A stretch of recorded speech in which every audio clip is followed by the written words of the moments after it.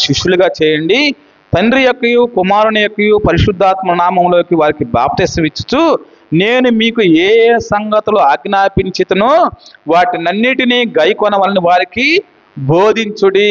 అంటే దేవుని వాక్యము, దేవుని కట్టడలు, దేవుని యొక్క ఆజ్ఞ ఏదవుతుందో వాటన్నిటిని కూడా వారికి తెలియపరిచి వారిని కూడా రక్షణలోకి నడిపించండి అని దేవుని ఆజ్ఞ.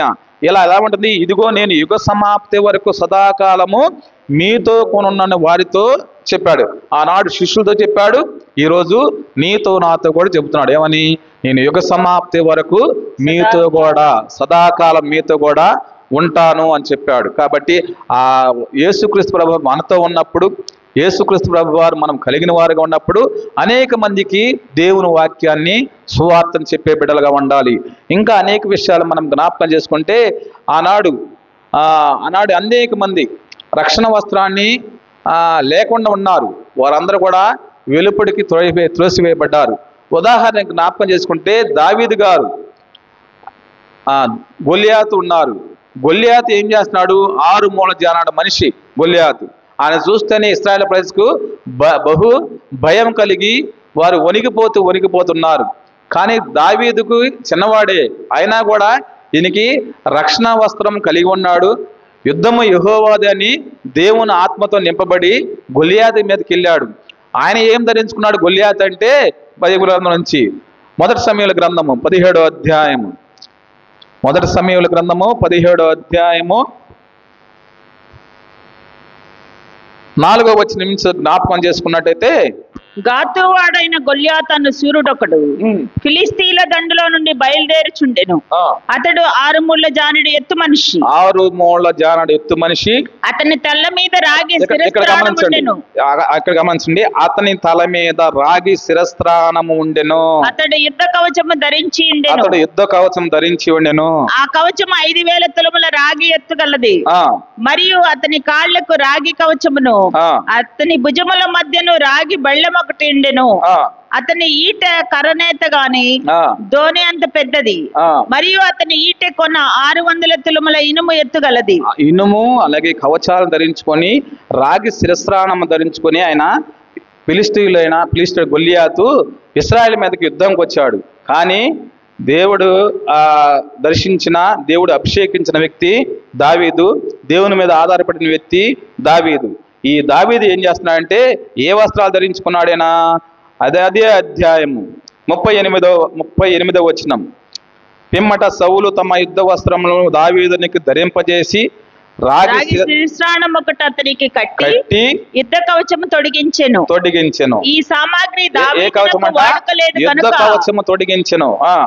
ఈ సామాగ్రి దావీదునకు వాడుకలేదు గనుక తాను తొడిగిన వాటిపైన కత్తి కట్టుకొని వెళ్ళగలిగినది లేనిది చూచుకున్న తరువాత దావీదు ఇవి నాకు వాడుకలేదు, వీటితో నేను వెళ్ళలేనని సౌలుతో చెప్పి వాటిని తీసివేసి తన కర్ర చేత పట్టుకొని ఏటి లోయలో నుండి 5 నున్నని రాళ్లను ఏరుకొని తన యొద్దనున్న చిక్కములో ఉంచుకొని వడిసెల చేత పట్టుకొని ఆ ఫిలిస్తీనీ చేరువకు పోయిను.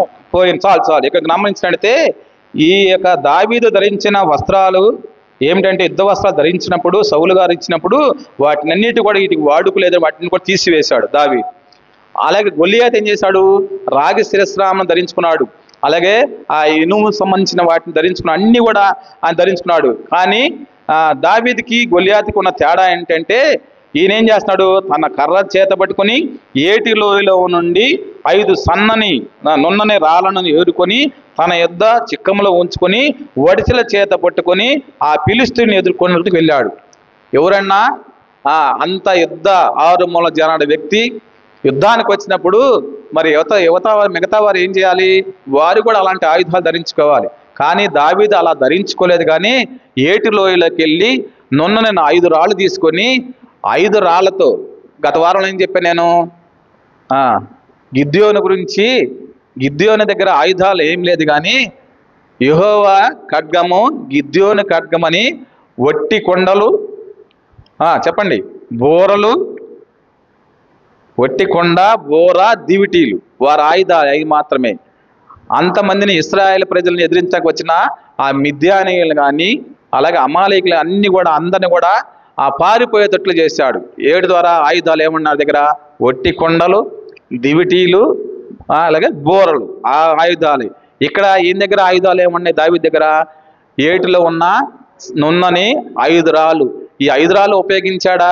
5 రాళ్ళు ఉపయోగించలేదు, కానీ ఒకే ఒక రాయి తీసుకెళ్ళి, ఇదిగో నా దేవుడు నిన్ను ఈరోజు నీ తల నెరకివేస్తా, యుద్ధము యెహోవాది అని, ఆ యుద్ధము యెహోవాది అనుకుంటా ముందుకు బయలుదేరి వెళ్ళి తన సంచిలో ఆ యొక్క ఏదైతే చిక్కములో ఉన్న ఒక రాయి తీసుకొని ఆ గిర్రును కొసి అది కొట్టినప్పుడు అతను ఎక్కడ తగలేదు, కానీ ఎక్కడ తగిలింది? ఈ నొదటి మీద తగినప్పుడు వెంటనే ఎటుపడాలైనా వెనకబడాలి. కానీ ఆయన వేసాడు, ముందు బోర్ల పడ్డాడు. బోర్ల పడినప్పుడు వెంటనే ఆయన పరిగెత్తుకుంటూ వెళ్ళి ఆయన కత్తి తీసుకొని ఆయన మెడనే నరికి వేసి తీసుకువెళ్ళి సౌలు దగ్గర తీసుకెళ్ళాడు. చూద్దాం బైబిల్ ఆ వచనాన్ని చెప్పి ముందుకెళ్దాం. అదే అధ్యాయము ఇక్కడ సమూయేలు గ్రంథములో 17వ అధ్యాయము 47వ వచనం. అప్పుడు యెహోవా కత్తి చేతను ఈడి చేతను రక్షించేవాడని కాడిని ఈ దండు వారందరూ తెలుసుకొందరు, యుద్ధము యెహోవాదే, ఆయన మమ్మను మా చేతికి అప్పగించుడని చెప్పెను. ఆ ఫిలిష్తీయులు లేచి దావీదును కలయుటకై అతనికి ఎదురుపోగా దావీదు వారిని ఎదుర్కొనుటకు సైన్యము తట్టు త్వరగా పరిగెత్తిపోయి తన సంచిలో చెయ్యి వేసి అందులో నుండి రాయి ఒకటి తీసి బడిసెలతో విసిరి ఆ ఫిలిష్తీయుని నుదుట కొట్టెను. ఆ రాయి వాని నుదురు చొచ్చినందున వాడు నేలను పడ్డాడు.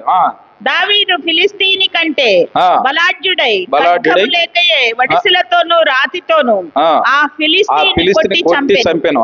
వాడు బోర్ల పడగా దావీదు పరిగెత్తిపోయి ఫిలిష్తీయుని మీద నిలుచుండి వాని కత్తి వరదూసి దానితో వాని చంపి వాని తలను తెగవేసెను. ఫిలిష్తీయులను ఆ సూర్యుడు చూసి పారిపోయి ఇశ్రాయేల్ వారును యూదా వారును లేచి జయము జయమని అరుచుచు లోయ వరకును.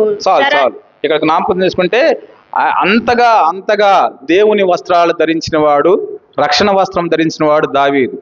అలాగే అనేక విషయాలు నేను దేవుని యొక్క రక్షణ వస్త్రం ధరించుకున్నప్పుడు అన్ని విషయాలు దేవుడు మన పట్ల ఉండి విజయాన్ని సమకూరుస్తాడు. మరి రక్షణ వస్త్రం అనేది మీకు ఉందా లేదా ఒకసారి జ్ఞాపకం చేసుకోవాలి. లేనట్లయితే ఇప్పుడైనా ఇది మించిపోలేదు, కానీ ఇదే అనుకూల సమయము, ఇదే రక్షణ దినము. 2 రోజుల క్రితం నాకు తెలిసిన వార్త ఏంటంటే, ఒక అతను తాగి హాస్పిటల్కి వెళ్ళాడు. హాస్పిటల్కి వెళ్ళినప్పుడు వారు అన్నారు, ఏం తాగొద్దయ్యా, ఇక తాగితే నువ్వు అవుట్ ఆఫ్ డేంజర్లోకి వెళ్ళిపోతావు, ఇప్పుడైతే కొద్ది పర్లేదు అన్నప్పుడు ఇతను ఏం చేశాడంటే బయటకు వచ్చిన తర్వాత చెప్పిన దగ్గర నుంచి ఎక్కువ చేశాడంట. ఎక్కువ తాగాడు. ఎలా తాగాడంటే ఇంక కంటిన్యూషన్ అదే. చివరికి అతని పరిస్థితి ఏంటంటే లివర్ మొత్తం కూడా పాడైపోయి లివర్ ట్రాన్స్ప్లాంటేషన్ చేయడానికి హైదరాబాద్ వెళ్తే 60 నుంచి 70 లక్షలు అడిగారు. 60 నుంచి 70 లక్షలు. ఇతనేంది, నాది స్టీల్ బాడీ కదా, నన్ను ఏం చేస్తుందిలే, నాకు తాగితే నన్ను ఏం చేస్తుందని నిర్లక్ష్య పెట్టి డాక్టర్ చెప్పిన మాట నిర్లక్ష్య పెట్టి చెప్పినప్పుడు వెంటనే నిన్నగాక మొన్నే ఆయన చనిపోయాడు. నిన్నే సమాధి కార్యక్రమం జరిగింది, అందరూ కొంతమంది తెలుసు. కాబట్టి ఎందుకు అలాంటే వారు రక్షణ వస్త్రాన్ని ధరించుకోవాలా, వారి ఇష్టానుసారంగా వారు జీవితం జీవించారు.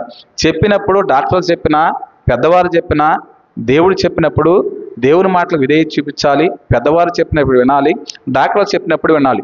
డాక్టర్లు చెప్పినా కూడా నువ్వు తాగితే సస్తావరా అన్నా కూడా నా స్టీల్ బాడీ అని నువ్వు తాగితే ఏం జరిగింది? ఇప్పుడు డబ్బులు పోయినాయి. కనీసం ఒకరోజు హాస్పిటల్కి వెళ్తే, గుంటూరు హాస్పిటల్కి వెళ్తే ఒక్కరోజు రాత్రి 10 గంటల నుంచి ఉదయం 10 గంటల దాకా 1,80,000 రూపాయలు బిల్లు వేశారు.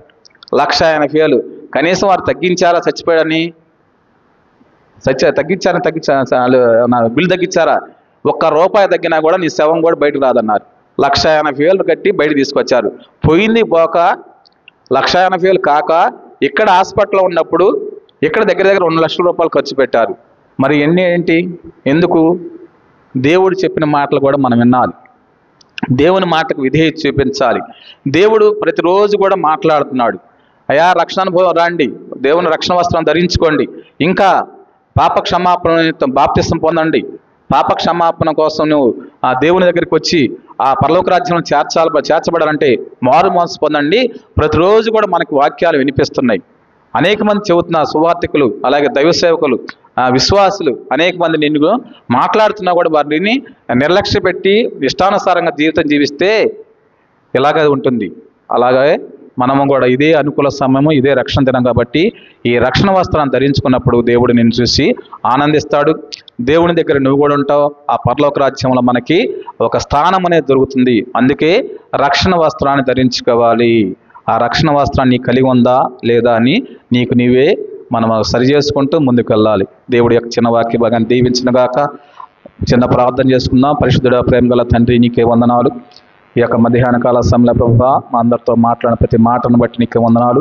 ఇంకా రక్షణ వస్త్రం ధరించుకోలేని వారు ఎవరైతే ఉన్నారో వారు కూడా రక్షణ వస్త్రాన్ని ధరించుకొని నిన్ను కలిగిన వారుగా ఉండి ఆ పరలోక రాజ్యంలోకి చేర్చబడేటట్లుగా, ఆ నరకం నుంచి తప్పించబడేట్లు సహాయం తెచ్చమని, విన్నవారందరిని కూడా ఆశ్రయించి దీవించమని యేసుక్రీస్తు నామంలో ప్రార్థన చేస్తున్నాము తండ్రి.